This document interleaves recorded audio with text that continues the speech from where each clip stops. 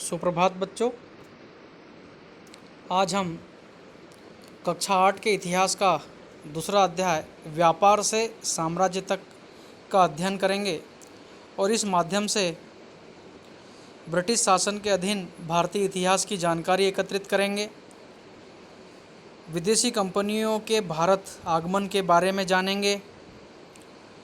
प्लासी और बक्सर के युद्ध के बारे में जानेंगे और ब्रिटिश ईस्ट इंडिया कंपनी द्वारा अपनाई गई नीतियों के बारे में जानेंगे जिससे उन्होंने अपने देश पर अधिग्रहण किया और ब्रिटिश ईस्ट इंडिया कंपनी की प्रशासनिक नीतियों के बारे में जानेंगे। साथ ही इस अध्याय के माध्यम से यह जानेंगे कि कैसे ब्रिटिश हमारे देश में एक व्यापारी की तरह आए थे और यहाँ के प्रशासक बन गए।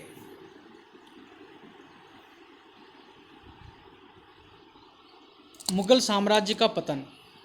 आपको पता है कि मुग़ल साम्राज्य की स्थापना 1526 में बाबर के द्वारा की गई थी और ये 1857 तक चलता रहा। लेकिन औरंगज़ेब मुग़ल बादशाह सबसे शक्तिशाली और अंतिम मुग़ल बादशाह थे। 1707 में उनकी मृत्यु के उपरांत बहुत सारे मुग़ल सूबेदार और बड़े बड़े जमींदार अपनी ताकत दिखाने लगे थे और बहुतों ने तो अपनी क्षेत्रीय रियासतें कायम कर ली थी। जैसा कि नीचे लेफ्ट में चित्र में दिखाया है, सबसे पहले बंगाल के शासक मुर्शिद कुली खान, दूसरे अवध के शासक सआदत खान बुरहान उल मुल्क, तीसरे हैदराबाद के निजाम उल मुल्क असफ जाह, चौथे राजपूत शासक जयसिंह जो कि आम्बेर के थे, पांचवें जाट शासक चूड़ामन जो कि भरतपुर के थे, पंजाब के सिख शासक गुरु अंगद, अमरदास एवं अर्जुन देव जी थे, पंजाब के महाराजा रंजीत सिंह जी थे और मराठा शिवाजी एवं पेशवाओं के अधीन में समृद्ध होता गया। जैसे जैसे विभिन्न भागों में ताकतवर क्षेत्रीय रियासतें उभरने लगी थी, दिल्ली अधिक दिनों तक प्रभावी केंद्र के रूप में नहीं रह सकी। 18वीं सदी के उत्तरार्ध तक राजनीतिक क्षितिज पर अंग्रेजों के रूप में एक नई ताकत उभरने लगी थी और वो थी ब्रिटिश ईस्ट इंडिया कंपनी, जिसने 18वीं सदी तक हमारे काफ़ी क्षेत्र पर कब्जा कर लिया था। पूर्व में ईस्ट इंडिया कंपनी का आना। सन 1600 ईस्वी में ईस्ट इंडिया कंपनी ने इंग्लैंड की महारानी एलिजाबेथ प्रथम से चार्टर हासिल कर लिया। चार्टर का तात्पर्य होता है इजाज़तनामा।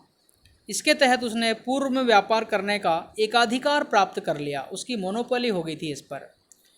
इस इजाज़तनामे का मतलब ये था कि इंग्लैंड की कोई और व्यापारिक कंपनी इस इलाके में ईस्ट इंडिया कंपनी से होड़ नहीं कर सकती थी, चाहे वो फ्रेंच हो, डच हो, पुर्तगीज़ हो। इस चार्टर के सहारे कंपनी समुद्र पार जाकर नए इलाके खंगाल सकती थी, खोज सकती थी, सस्ती कीमतों पर चीज़ें खरीदकर यूरोप में महंगे दामों पर बेच सकती थी और अन्य वाणिज्यिक कंपनियों से इसे प्रतिस्पर्धा का भय नहीं था। तो इस प्रकार देखिए कि ये हमारे यहाँ आए और व्यापार करना आरंभ किया। लेकिन यह शाही दस्तावेज दूसरी यूरोपीय ताकतों जैसे पुर्तगाली हो, डच हो, फ्रांसीसी हो, डेनिश हो, स्वीडिश हो, इनको यहाँ आने से नहीं रोक सकता था। समस्या यह थी कि सारी कंपनियाँ एक जैसी चीज़ें ही खरीदना चाहती थी जिनकी यूरोपीय बाज़ारों में भरपूर मांग थी और ये वस्तुएं थी सूती कपड़ा, रेशम, काली मिर्च, लौंग, इलायची एवं दालचीनी जो भारत के प्रसिद्ध मसाले हैं। इनकी यूरोप में बहुत ज़्यादा मांग थी। यूरोपीय कंपनियों के बीच प्रतिस्पर्धा से इन वस्तुओं का भारत में मूल्य बढ़ने लगा और कंपनियों का मुनाफा घटने लगा, क्योंकि पहले एक ही कंपनी थी, वो कम कीमत पर खरीदती थी, ज़्यादा कीमतों पर बेचा करती थी तो उसे ज़्यादा मुनाफा होता था। परंतु धीरे धीरे क्या हो गया, अन्य कंपनियां भी एक ही वस्तु खरीदने लगी तो उन्हें भारतीयों को ज़्यादा दाम देने लगे। जिनसे ज़्यादा दाम मिला करते थे भारतीय उन्हें बेचा करते थे। तो इनसे भारतीय लोगों को तो फायदा हुआ, लेकिन इन कंपनियों का मुनाफा घटता गया। अब कंपनियों के समक्ष मुनाफा कमाने का एक ही रास्ता बचा, और वो था कि प्रतिद्वंदी को खत्म कर दे। जैसे इसके लिए उन्होंने क्या किया, बाजारों पर कब्जे की होड़ ने इनके बीच लड़ाइयाँ छेड़ दी और ये कंपनियां आपस में लड़ने लगी।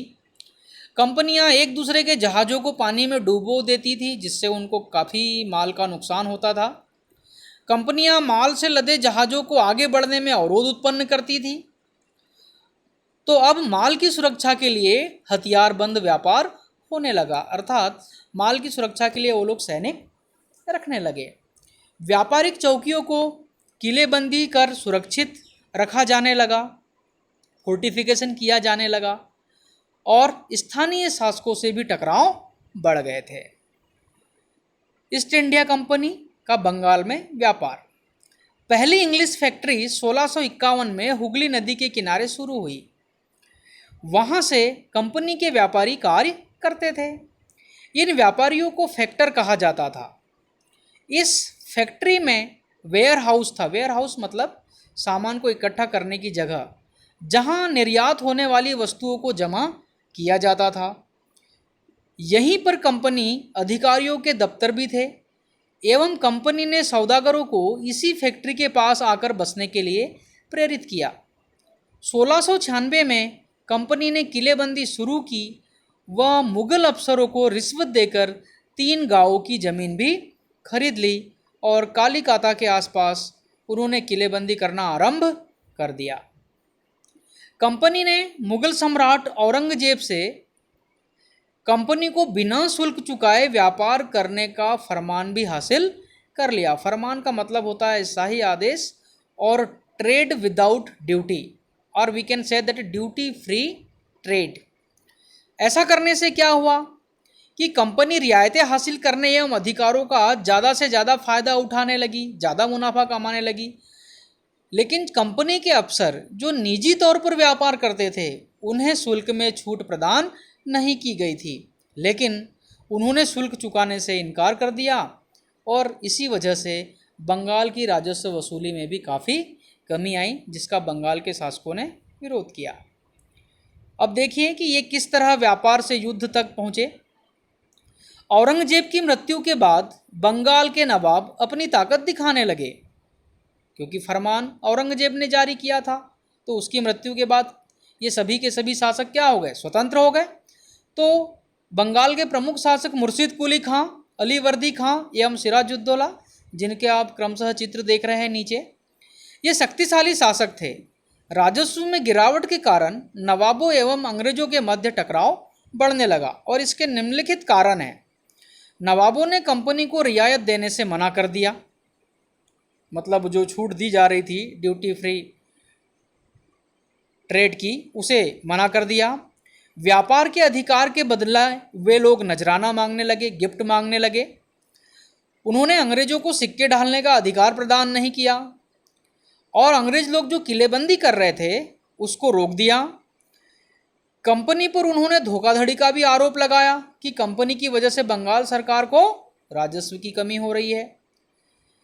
कंपनी नवाबों को टैक्स चुकाने के लिए तैयार बिल्कुल भी नहीं थी, और कंपनी के अफसरों ने नवाबों व उनके अधिकारियों को अपमानजनक चिट्ठियां लिखी और अपमानित करने का प्रयास किया। तो अंततः इसका परिणाम क्या हुआ कि नवाबों और कंपनी के बीच में टकराहट बढ़ता गया, जिसकी परिणति युद्ध के रूप में हुई, और 1757 में प्लासी का युद्ध हुआ।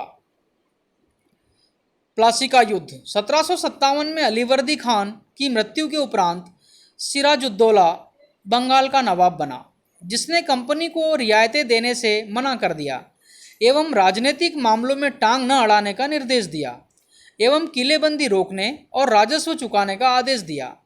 अंग्रेजों ने बात नहीं मानी तो नवाब ने 30,000 सिपाहियों के साथ कासिम बाजार में स्थित इंग्लिश फैक्ट्री पर हमला बोल दिया।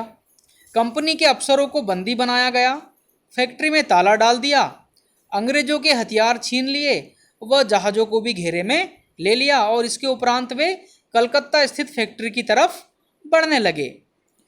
कलकत्ता हाथ से निकलने की खबर सुनकर मद्रास में तैनात अफसरों ने रॉबर्ट क्लाइव के नेतृत्व में सेना को रवाना कर दिया। 1757 में सिरोनाजुद्दौला के एक सेनापति मीर जाफर, जो कि आप नीचे देख सकते हैं ब्लैक कोट में उनकी फ़ोटो है, इन्होंने सिराजुद्दौला का साथ नहीं दिया बल्कि अंग्रेज़ों का साथ दिया। फलतः अंग्रेज जीत गए एवं नवाब हार गया। यह अंग्रेज़ों की भारत पर पहली जीत थी और प्लासी की जंग के बाद सिराजुद्दौला को मार दिया गया एवं मीर जाफर को नवाब बना दिया गया। इसके बाद बक्सर का युद्ध हुआ। प्रजा की नज़र में सम्मान एवं संप्रभुता के लिए मीर जाफर ने भी कंपनी की बातों को मानने से इनकार कर दिया। तब मीर कासिम को नवाब बना दिया गया। जब मीर कासिम भी परेशान करने लगा तब 1764 में बक्सर की लड़ाई में उसे हरा दिया और पुनः मीर जाफर को नवाब बनाया। अब नवाब को क्या हुआ, क्योंकि यह एक पपेट नवाब था, कठपुतली था अंग्रेजों का, तो अब नवाब हर महीने 5 लाख रुपया कंपनी को चुकाया करते थे। कंपनी सैनिक खर्चों व व्यापार के लिए और अधिक पैसा चाहती थी और कंपनी ज़्यादा इलाके और राजस्व चाहती थी। तो 1765 में मीर जाफर की मृत्यु के बाद कंपनी ने कोई दूसरा पपेट शासक या कठपुतली शासक नहीं बनाया बल्कि खुद ही बंगाल की दीवान बन गई और वह हम कह सकते हैं कि company become a nawab of Bengal. Company का नवाब बनना या दीवान बनना। 1765 में मुगल सम्राट ने कंपनी को बंगाल प्रांत का दीवान भी नियुक्त कर दिया। इससे कंपनी को कई लाभ हुए। सबसे पहले तो दीवानी मिलने से कंपनी को बंगाल के विशाल राजस्व एवं संसाधनों पर नियंत्रण मिल गया था।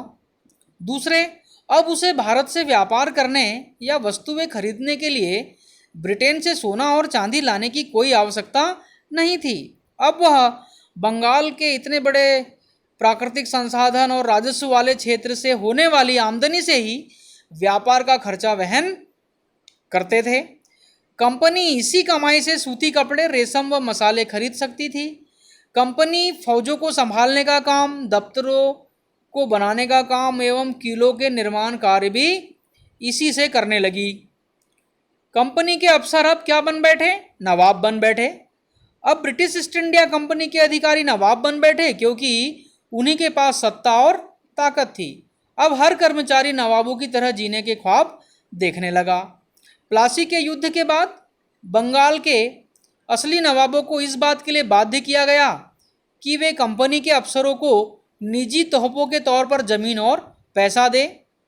खुद रॉबर्ट क्लाइव, जो आप लेफ्ट में इनका चित्र देख सकते हैं, ने 4,01,102 पाउंड के बराबर दौलत इकट्ठी कर ली थी और 1772 में उस पर भ्रष्टाचार का आरोप लगा एवं 1774 में उसने आत्महत्या कर ली थी।